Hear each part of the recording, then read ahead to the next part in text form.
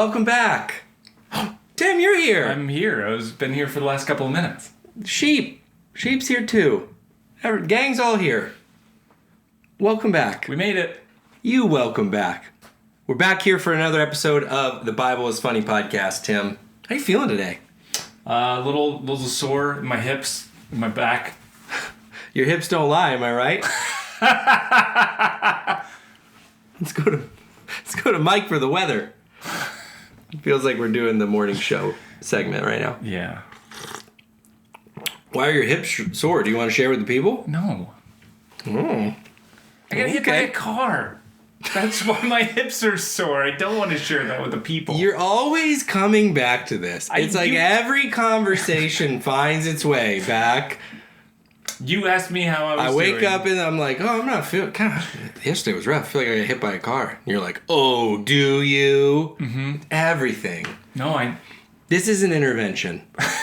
We invited you here to talk about this.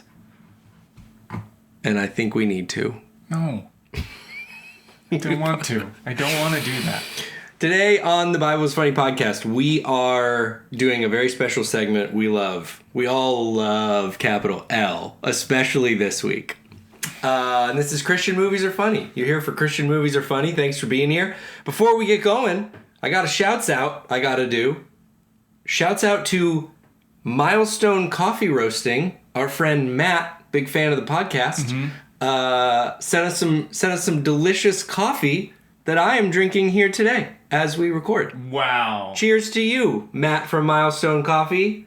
Thanks for keeping us caffeinated today. Appreciate that. I just got water. Yeah, Sorry, Matt. It's a performance review issue. You're right on the cusp of getting to the coffee part of the organization where you get coffee in your drink, but we gotta have goals, you know what I mean? That's what we're shooting for next quarter. Thanks. Can't wait for my review. You didn't get it yet? No, I didn't get it yet. Sorry, that's on me. So that's our shout out to start the show. Christian movie time. Today we're doing a Christian movie. Yeah, we are. That is the most Christian movie I think I've seen in a long time. I think we entered a new level of Christian movies with this one. I want to start by saying how we got here because it's fun. Our friends, another friend of the Bible is Funny, Christians Who Curse Sometimes. It's the name of his account. Follow him. He's a great friend. He posted clips from this video, and then a bunch from this movie, and then a bunch of people sent it in. And they were like, you guys got to do this movie, whatever this movie is. All right. So we did a little research on the movie to figure out what it was. All right. So now I know who I have to kill. That's great. That's how we got here. Christians Who Curse Sometimes, shouts out. Found Christians who make other Christians curse sometimes. Thanks, guys. Thanks a lot. That's how we got here today. So let's talk about the movie. Tim, what can you tell us? I was going to curse anyway. That's all. Best Friends Recycled is the name of the film. It's from 2016. This film was directed... It is not from 2016. Is that real? 2016. That was not that long ago. Oh my. Yeah. That's rocking to me. A lot of this movie gave me 2006 vibes. Oh, yeah. Okay. Yeah, all of the quality. 2016. All the writing, every bit of the, I don't know, the archaic way of looking at life. All was Flip phone usage. You know what I mean? Yeah. Yeah. Well, okay. 2016. 2016, Best Friends Recycled. This is how you know Christian movies are going to be good. When they are directed by, written by, and starring the same person as the main character. Right.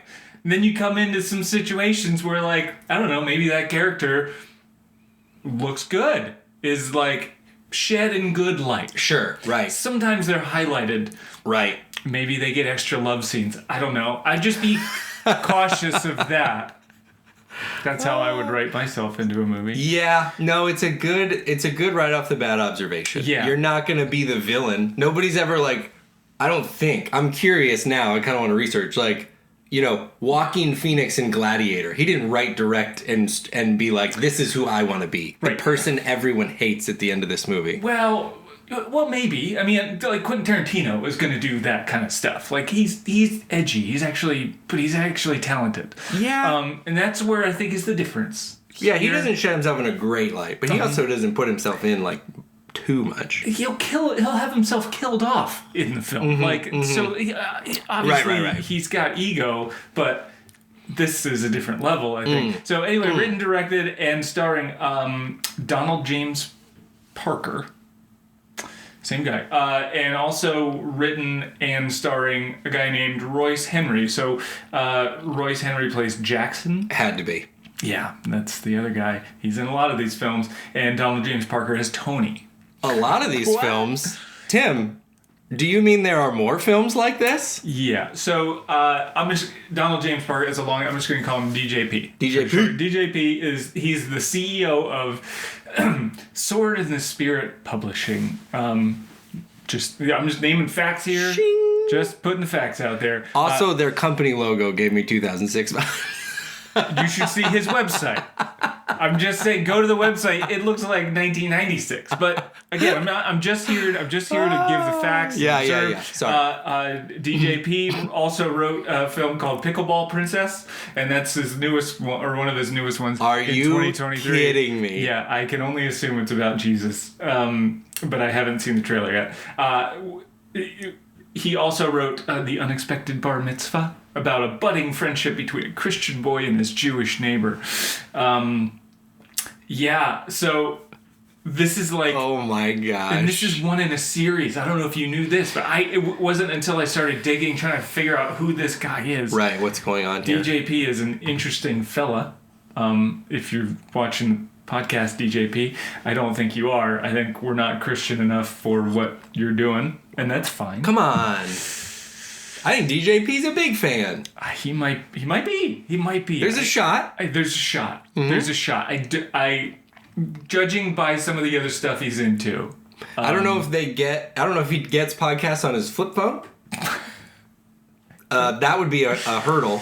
Doesn't. But other than that, I think you'd be a big fan of what we're doing. I don't know. An excerpt from his website says, Donald woke at 2 o'clock one morning in 2006 with a sensation. He had heard a voice saying, "Write a book about evolution."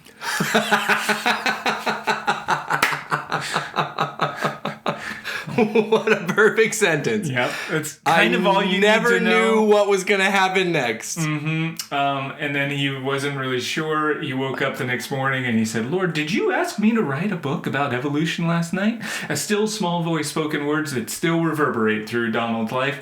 And when you're done with that, I want you to go after Harry Potter and the sexual revolution.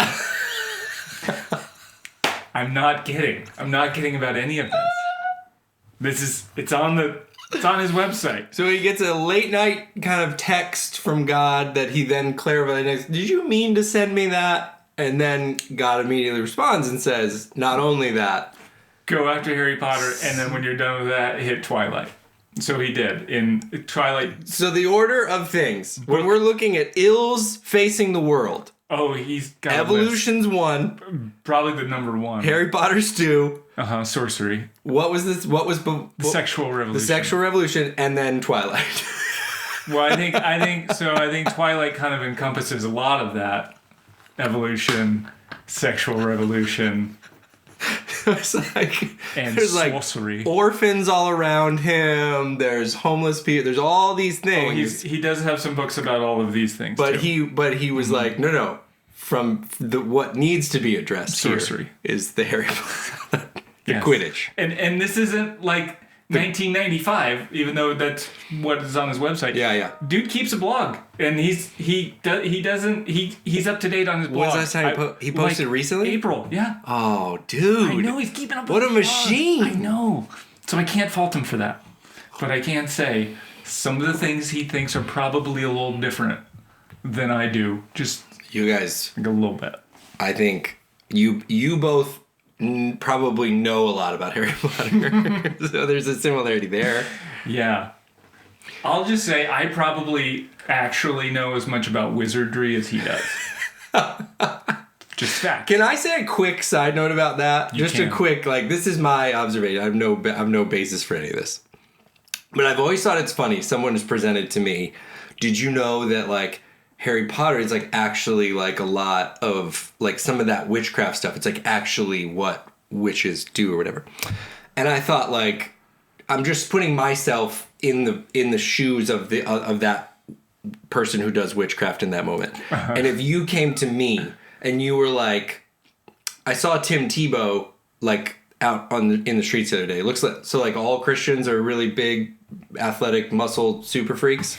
I'd be like, yeah, yeah, that thing that looked really cool. Yes, that's all of us. We all do that. Of course they're going to say, yeah, it's super cool and interesting and fun and dragons are involved. Of course they're going to, if you give them that rope, they're going to be like, yeah, that's what it says, exactly what it's like. It's basically that. Mm-hmm. Yeah. That's always been my thought on that situation. Complete sidebar. Somebody's going to write in and say that they have other thoughts on that, and that's fine. But maybe it'll be DJT. That's always been, I just have always found that really interesting. Yeah. Well, we can do a deep dive into that. He's got plenty of films we can jump into if you want. If you want to tape, just kind of. I don't want to watch another one of them, but if you want to watch and then give me a report, that's fine. He also has Best Friends Eternally, which came out in 2015, and then. Based on the screenshots I've seen, because there's no way I'm going to watch the movie, it looks like there might have been some of the same footage from the two. And then they share some of the camera angles and footage. Also, there were Best Friends Genetically Modified. What? Yeah, that's part 3. I'm not kidding. I don't. We have to. You're laughing, but I'm not joking. We have to go deeper. We have to. Best Friends Genetically Modified? How deep can... How do you not? I mean, in the promos, they use the same images. They just change the colors of the shirts. I will say that it might be a little bit of a red herring because there's not... This had nothing to do with... I don't know what recycled meant here. So maybe they're just... Right, so it's part 2. That's what recycled is. This was part 2. Yes. What was part 1? Is Best Friends... Eternally? Eternally, yeah. And they're because they're Vietnam vets. Jackson and Tony? Yeah. Oh, we're getting into... We need to immerse ourselves... In the world? In the Best Friend universe. I want to know all the lore. I didn't know they were Vietnam, you said? Yeah, what's great is that in the description on IMDb... Yeah, talk to me. It says they've been friends since Vietnam War. It's mentioned... I don't know if they hinted at... Did they even say anything in the film? The only time I heard anything about that was... No, they never mentioned in the description beforehand. Okay. And then it doesn't show up in the movie. I'm obsessed right now. This is the Marvel Cinematic Universe of Christian movies. But again, I think because it's probably explained in the first one, which we obviously should have watched. We should have started there. In order. Come on, Christians who curse sometimes. Yeah. This is on you. That's right. Send us the right one, please, next time. Send us the one we should start with so we can know to not follow up. We started in the middle. Oh, I'm so happy right now. I'm so excited. How? I'm not gonna watch those. The future. I don't like doing this. Oh my word. Okay, there's so much to talk about today. Let's do some of our things. Is there anything else we got to cover here from a background information standpoint? No. You feel good? Diana Lenska plays Doris Jackson. Kira Cup is Maddie Madison, whatever his daughter's name is. Nobody else is in the film. There's only 4 people in the whole... 5 people in the film. 4 people. Including the granddaughter, who is just so painful. Anyway, I'm not going to get into it. We're going to get into it in a minute. We're going to get into it. Okay, so all that's going on, that's dynamite. Listen, I don't know DJP. You don't know DJP personally. Mm-hmm. But listen, people be making stuff. Uh-huh. And we here at The Bible's Funny, we do appreciate creative endeavors. And we're going to always tip our hat to people setting out to make things creatively. So while we may disagree on how you did it, or what the end product turned out to be. Maybe we don't share in your vision that was like super great. We want to tip our hat to people who make stuff. We want to say, you're out there doing the thing, and that's difficult. So good for you for making a movie. Good for you for keeping your creative gears turning. And hats off to all creatives out there making things. Don't let your own critical mind or others keep you down. Can we have an asterisk on that, though? If it's... For this one, it feels like... I don't know. It's so interesting because you and I have actually talked about this more recently. It's like, if you want to make something, make it. I do genuinely think there's something to that. Tell the story that's in you that you want to tell. But then everyone is allowed to do what we do here on the podcast, which is consume it and discuss it. Because you submitted it for consumption. If you made it and just showed your very close friends and that was the end of the thing. Yeah, I'm not criticizing your diary. Sure, you keep a diary, that's fine. But when you're like, I'm putting it out on YouTube so everybody can watch it, then you gotta, people are allowed to watch it. That's the rule. That's where the rule changes. That's what we do here. We consume and discuss. So consume and discuss. Make the things, share the things, and then people do what we do. They consume and discuss it. They watch it, talk about it. Whew. The movie again is called Best Friends Recycled. Yeah. Okay. I would like to give a little rundown of the story. You want me to give you the IMDb version? Please. Okay, so IMDb again. Tony and Jackson have been best friends since the Vietnam War.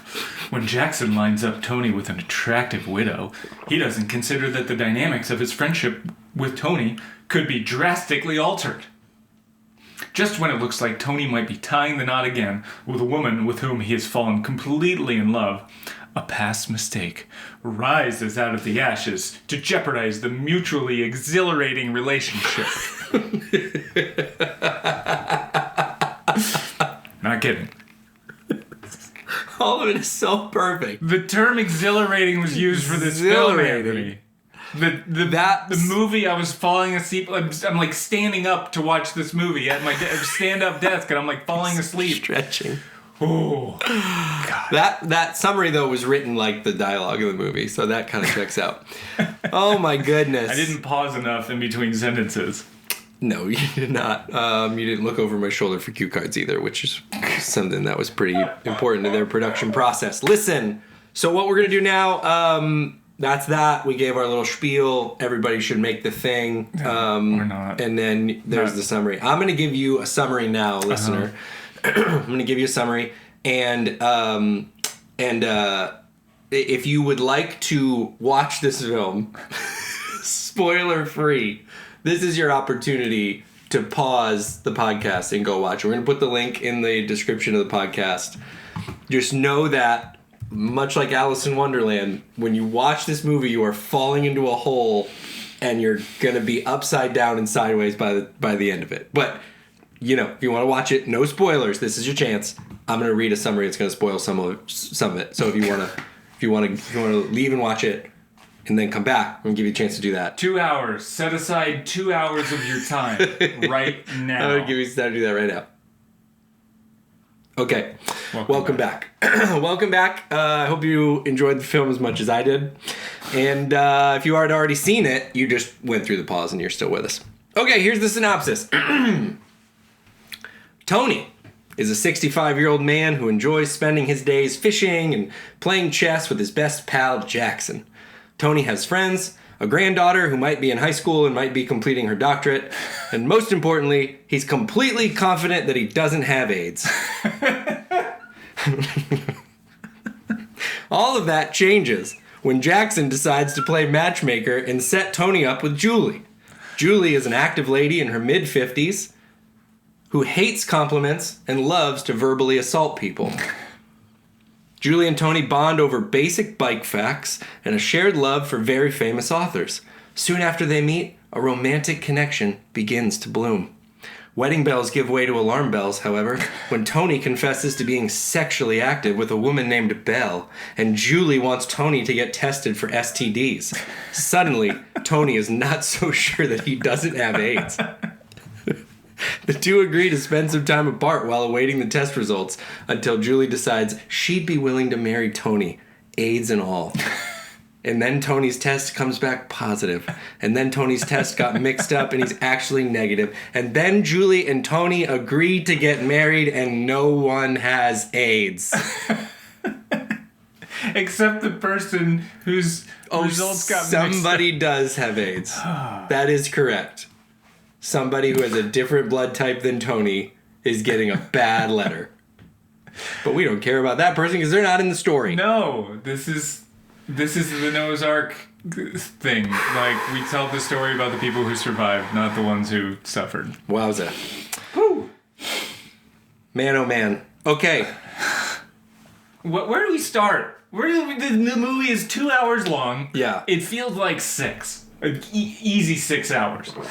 So, for example, my dad used to take me hunting. We'd go deer hunting. Okay. And put me in a tree stand with a gun and be like, shoot the deer when you see it. Yeah. And then you go out there at like 6 in the morning, and then Dad goes, "Hey, at 11, I'm gonna come get you." And you're like, "What? What? Wait, what? It's 5 hours of sitting in a tree. Wow. I'm tired, and I don't like this." And then every like 10 minutes, I would look at my watch. And like no time had passed, and I'm like, okay, well, I'm gonna like look at all the trees. I'm gonna start naming all the trees, right. and then by the time I get done doing that, we'll see how much time has passed. Right. And it's like, okay, I do all that. I do like kind of some mental exercises, and I look down, and like 30 seconds has passed. That's what it felt like watching this movie. Because I'm like, oh, let me look and see how much time has elapsed. I've still got an hour and 4 minutes left in this thing. Right. No. It really did. I'm trying to set the tone of like what the watching this experience was. One of the things I jotted down was it feels like everyone in this movie is reading a prepared statement at a press conference. Oh, I got employee training videos from 1990. Employee training videos. Vibes were high. Yeah. But it was just like somebody else prepared this statement for you to read at the press conference. If anybody remembers Ryan Leaf and his like big like, you read it and you throw it away after. You didn't write this, so you don't feel any kind of way about it. It was such a unique experience, even to this project, that it was just a sight to behold. And the scenes were very long. It was like, I remember being 30 minutes in, like you, I'm like looking at the time thing. I'm like, we're 30 minutes in. I've been through 3 scenes.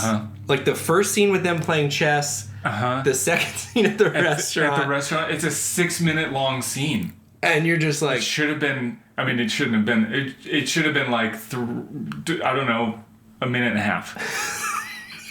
But that's the whole movie. The whole movie. Everybody's talking very slow. Oh. Everybody is saying everything. Like, we're saying it all. We're showing nothing. We're just going to say it all. So I think, like, usually our first question is what was shocking to you. And the only way I could, like, summarize this was just, like, that this has been out there among us. I didn't know this movie existed. I didn't know this was kind of what was shocking to me. The whole movie shocked me. I was shocked to the core by this movie. I didn't know how else to answer it. This guy quit his professional job to do this full time.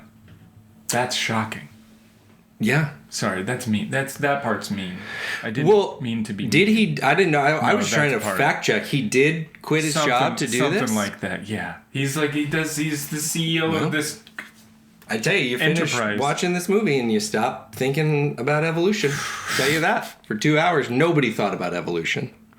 So, general shock factor to all of it. I don't know if you had another answer to that. Yeah, or if you honestly, the creepy faces he made. The strewn, like so many, and I timestamped them so you can pull them later. But like just the faces he would make look like he's in a horror flick. Like at one point he goes, "I have the capacity to absorb a whole lot more." Yeah. Just. It was like a range of emotions that didn't exactly match what he was saying. No, he just looks like an old man who was surprised by some stuff. He kind of had some crazy hair anyway. He never did anything with the hair. The hair was crazy so the then whole when time. he gives you that weird look with crazy hair. Yeah.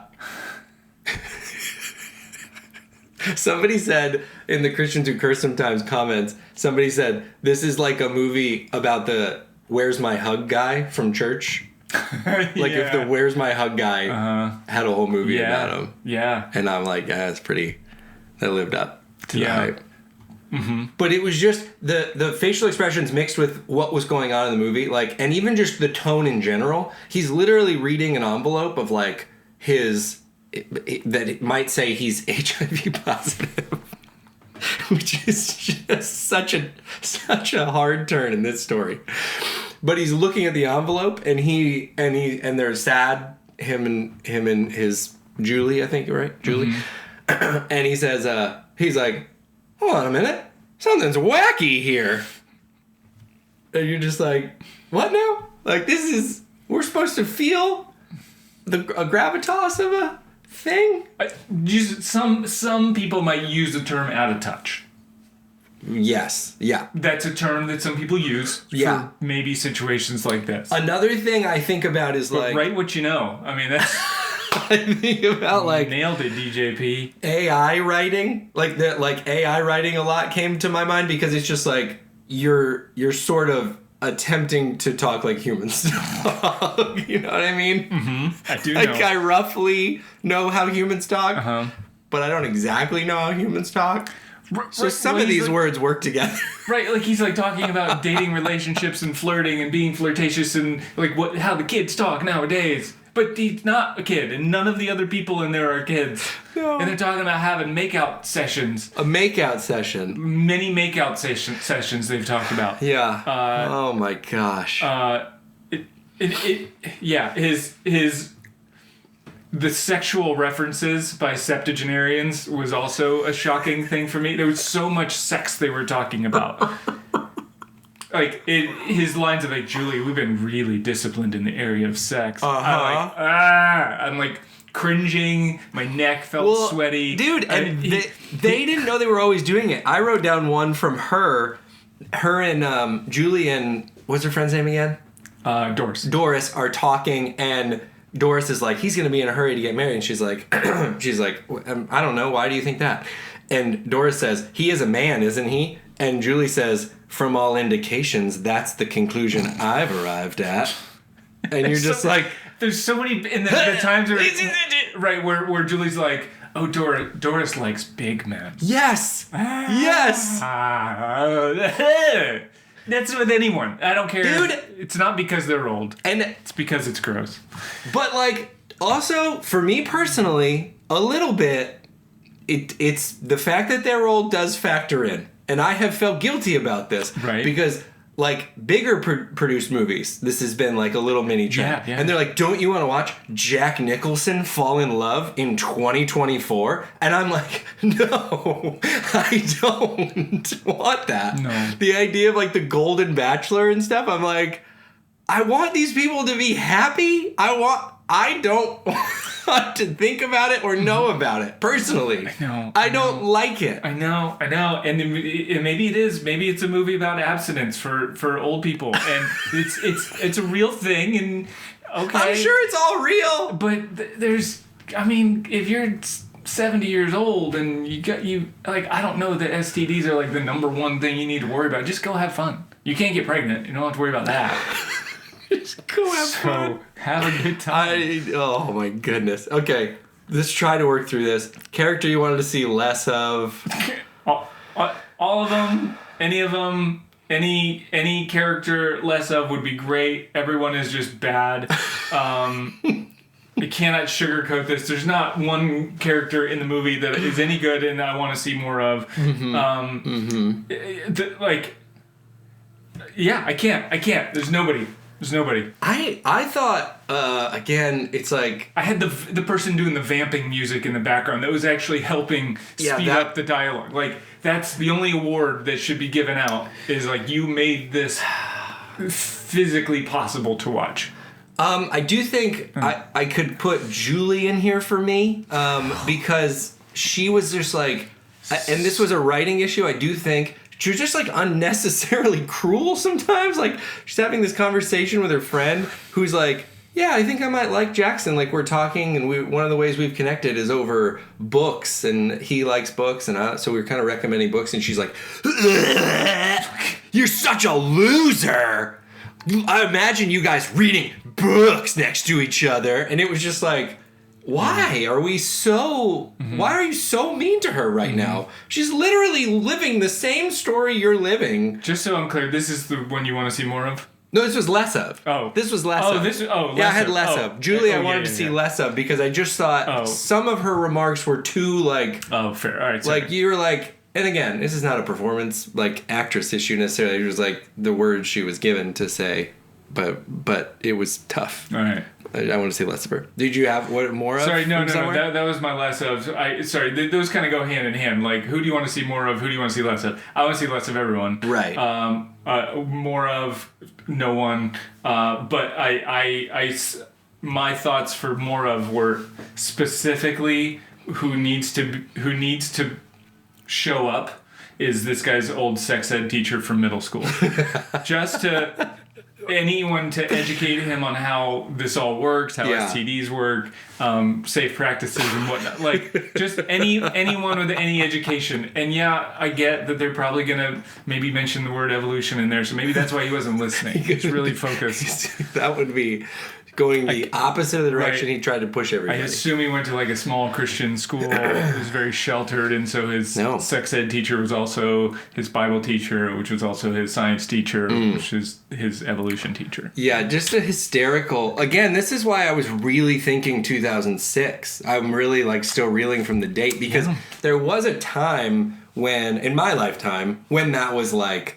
the concept of AIDS was really like kind of running wild, and there was a lot of fear, and certainly it's a scary thing, that it got just kind of thrown around, that like there was some like very rudimentary A is sex and B is AIDS, and there's like this very straight line there, and then you're like, and then everybody collectively, all the information starts together, you're like, yeah, okay, well, it's actually like it's a more nuanced and complicated, and it's not that so to have, direct line. To have sex with an old woman a year ago, and to not have any symptoms, nothing's wrong, nothing feels wrong, not one single thing wrong with you. To go from that to like, well, I probably have AIDS.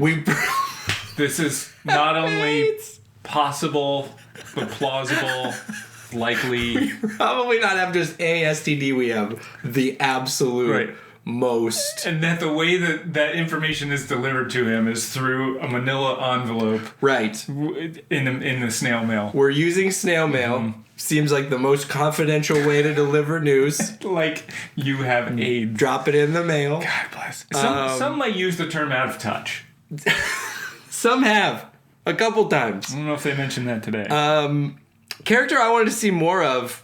Here's a wild card. Belle, who seduced Tony and was also low-key with a younger guy at the same time, was like, this is a character that might be doing some things that might be interesting to drop in this film at some point. You know, her full name was Jezebel.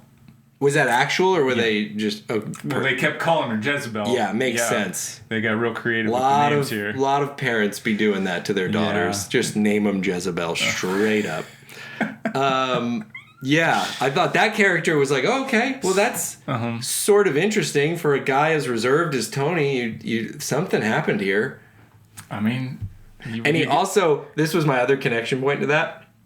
At one point, Tony's talking to Julie, and she says what church she goes to, and she tells him where it is. She tells him the intersection that it's at, which is not a way I would exchange information, but that's what they were doing.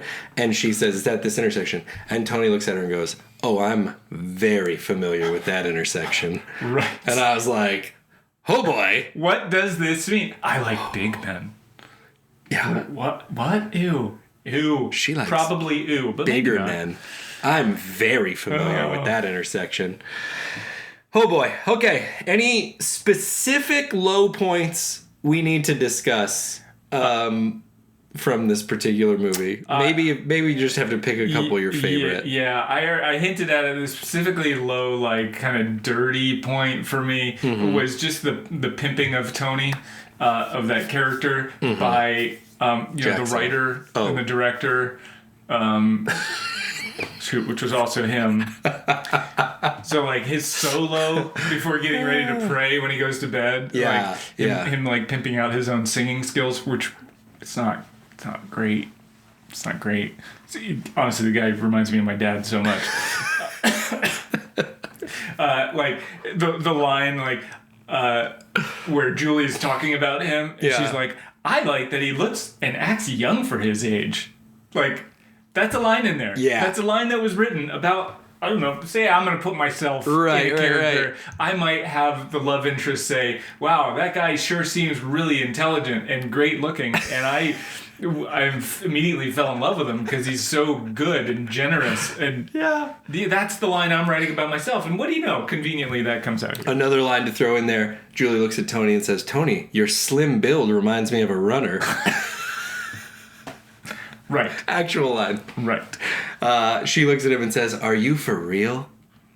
How could all my dreams be coming true? Yeah, low points. In one Tony package. Sorry. No. Sorry. No.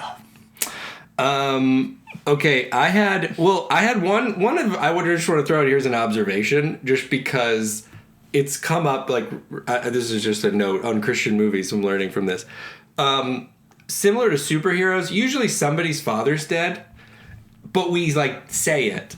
And it happened again in this movie where Julie's talking to her friend and she says, this was probably a low point too. She says, I don't know if I'm going to marry him yet unless he gets my father's permission, which is just it's a really heavy line. But Doris's response is, your father's dead. Your father's dead.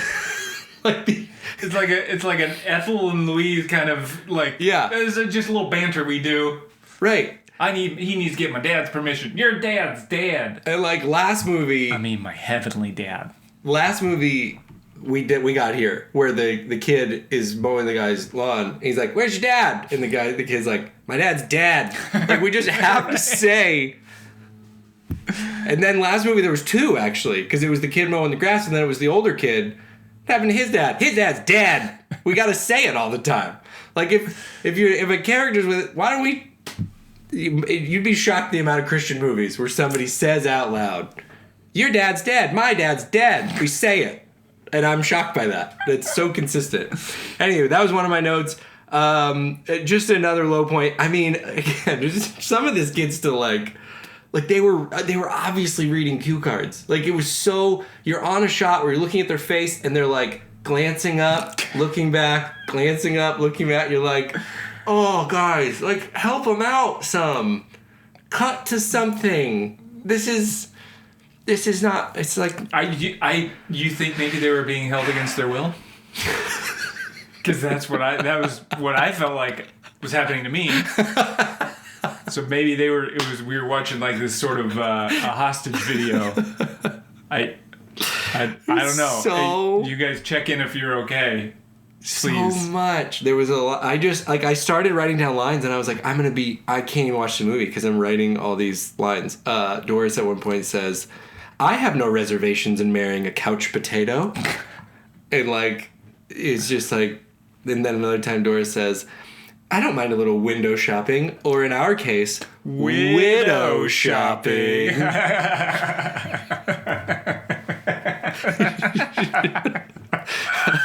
It was just so bad. So effective at making me not think about evolution is what if I had known the intent from the beginning, I would appreciate it for the genius that it was, because it really was distracting in that regard.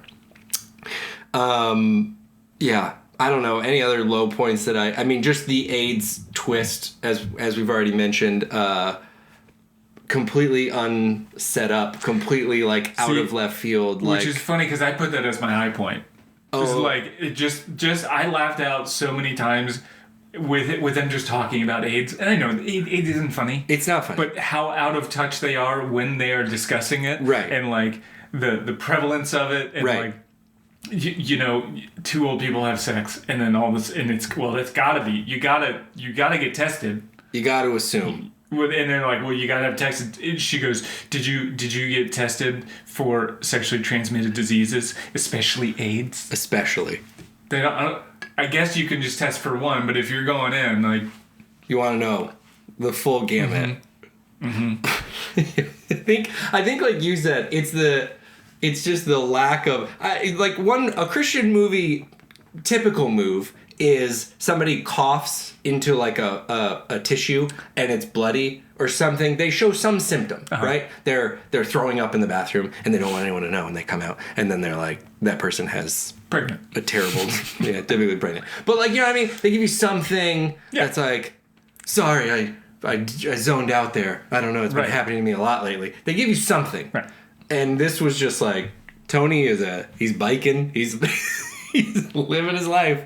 And we're supposed to think for a second, STD free. He's got not just an STD, but the terminal one, the big one. Well, with medications nowadays, it's treatable. Wow. I'm just saying. He doesn't know that. He lives in 2006. Magic Johnson. Yeah. You said that was your high point because it was... I was just laughing at how out of touch the whole thing was. And like them talking about... Old people talking... Sorry, I don't mean that they're old, but they're old. That's the only term I can come up with. Sure. I don't mean that to be mean, but it's just... It is what it is. That's what I am. I'm a little mean. But... to hear old people talk about sex and STDs and in such an out of touch way, right? I was laughing very hard at that.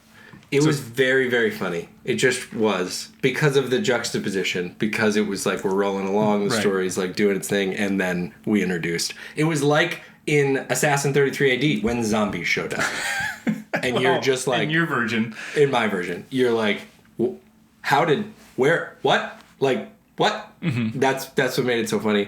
Yeah. It just was. I did think a couple of things I wanted to share. I thought Doris reminded me of the woman who runs the blouse barn in Schitt's Creek. Did you get that vibe? Yeah. Okay. And then I thought Jackson reminded me of Buddy from Friday Night Lights. Oh, yeah, very much. Yeah. Facial hair and just the sort of big. Yeah. Those were two of mine. These are your high points.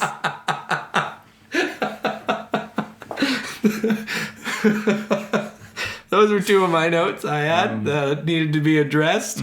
Yeah, I don't know what else to say other than this is just, there was a whole... I'll say another thing. The music was...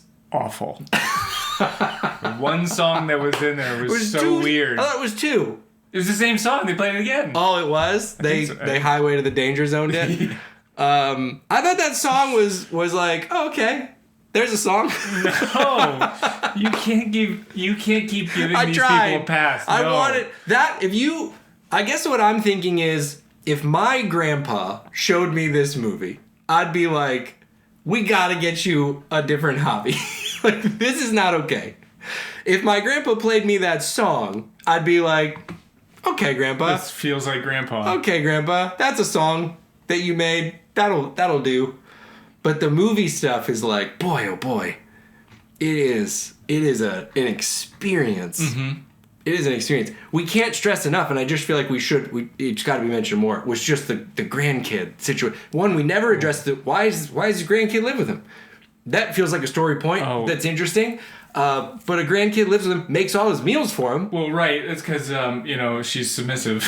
Oh my gosh. That rant that we didn't get there, and we should have. This is the opening scene in the restaurant where there's four women sitting there talking to each other. We don't know why they're there together. They get in this argument about, they get in a discussion about marriage, and then two kind of younger women across from Doris and Julie, and she says, Julie or Doris says something about submitting to a husband, like someone I can submit to. And it was like, okay, that's kind of gross. Yeah, she wanted an older person. Oh, she said, she wants an older person, not someone younger than her. She said, if I'm as old as he is, I might not submit as freely. Mm-hmm. And I can only imagine my wife saying that line. to a person. It's a woman's line written by a dude. Oh, and then the other line of the feminist movement did a great job of infiltrating the church. Right. And then they talk about, like, in that moment, they're talking, like, these other women are like, no, I don't, that label of submission is weird, and I don't like that, and I don't like that term. And they were like, well, how many marriages have you had? And each of these women who didn't want to submit, you're going to be shocked, have had three each. Yeah. And my counterpoint to that was, hey, you submitted to your husbands, and now they're dead. So causation, correlation, I don't know. This is the part of this project that you always get to. Like, a lot of these people who set out to make, especially the independent Christian movies, they want to have a conversation, and they want it. It's almost like when you're in the shower and you play through a conversation, and then they get the idea to make a movie where they're like, I'm gonna make two people have the conversation I just had in my head in the shower, and I'm gonna dunk all over, like, it's gonna go so good for me. And so whatever the cause might be, like, it's any number of issues where they set two characters up and they're like, it's the moment in God's Not Dead where they say, if God's not real, why are you so angry at a God that's not real? You can't be angry at something that doesn't exist. Yeah, it's like, what? It's like, that's it. I have ended the discussion on this subject. Like, I'm going to put this movie out. People are going to go, well, we figured it out. We figured out this issue because of this conversation I'm going to show everybody. And that was definitely that. And then even grosser was this weird cutaway to Jackson, just like... nodding. The whole time it was like, oh, eavesdropping. Gosh. What a creep. This is so odd. I will say, though... And you never see him in the background shots. Convenient, whatever. That's just a technical thing. I will say, I did like, potentially, if I could go back, I might say that those two women I wanted to see more of. Because a younger guy walks by, one of those women, and she like, makes a, like, cat gesture at him and said she's practicing her cougar growl. And I was like, okay, spicy lady. But then she was cut from the movie from that on out. Sorry. She had to go. That might have been Stacy. She had to go. Wowza. This was a trip. I don't want to give you more opportunities to share your feelings necessarily in this area, but how many raised hand emojis out of 5? 0. Is it less than 0? Y'all, you have no idea what you jerks are putting me through. The movie was brutal. Like I said, it felt like an employee training video that lasted 2 hours. Like, I just want to add that I just hate you so much, Anthony, for making me do this. This might have been the worst movie I've ever seen. And I've seen Big Fish. And I've seen Melancholia. This took years off my life. Guys. Yeah. It's a 0. No two ways it's not a 0. But as I usually do, I'll give the addendum that if you are down for a bad movie... No, it's not this delivers the cringe... in spades. You've got the cringe in here. That's for sure. This delivers the cringe thoroughly. You're going to have to stand up and move around a little bit. I encourage you to do another activity. Maybe play the Bible is Funny card game while you're watching this movie. And then they're going to say lines that you're going to just go, oh my I gotta rewind it. Gosh. Yeah. What did they just say? Yeah. So it delivers in that regard. To me, there's I think I've talked about it on the podcast, there's like pockets here, and it's like sometimes I want it to be so bad that it's like it makes me laugh a lot. And then other times it's like, well, it was actually like it just was sort of medium bad, which I don't get a lot of joy out of. This one it's a 0, it's not a good movie. Full stop. Yeah. But it's really bad. So if you're in that speed, this is your movie. And I'm so pumped that it's a whole that we made trilogies, that we are genetically modifying these people. I'm so excited. This has been Maybe the greatest day of my life.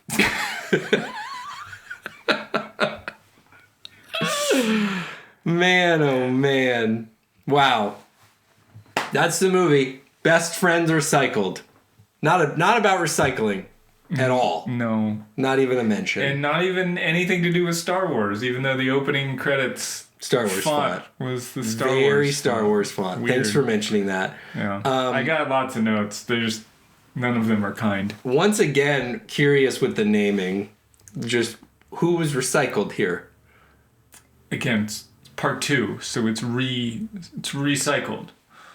But they introduced Julie, so she couldn't have been in there in part 1. Right. I don't know what's in part 1. I don't want to know what's in part 1. I can't wait to find out what's in part 1. On your own time. Best friends eternally, Tim, you and me.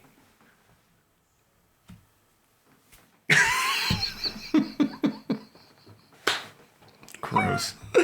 Thanks for listening to the podcast. As always, hey, somebody on YouTube gave us several recommendations in the comments, and that's what we're looking for, folks. We together, you and me, can make Tim watch some terrible stuff. So please let us know what Christian movie we need to do next, and we'll do it. I guess we'll dive in. This is what we do. This is our thing for you, the people, is to watch these movies and tell you about them. Thanks, everybody, for tuning in. Love you so much. Okay. We'll be back with another episode here soon. Follow along at The Bible is Funny. And we'll talk to you later. Bye. The Bible is funny.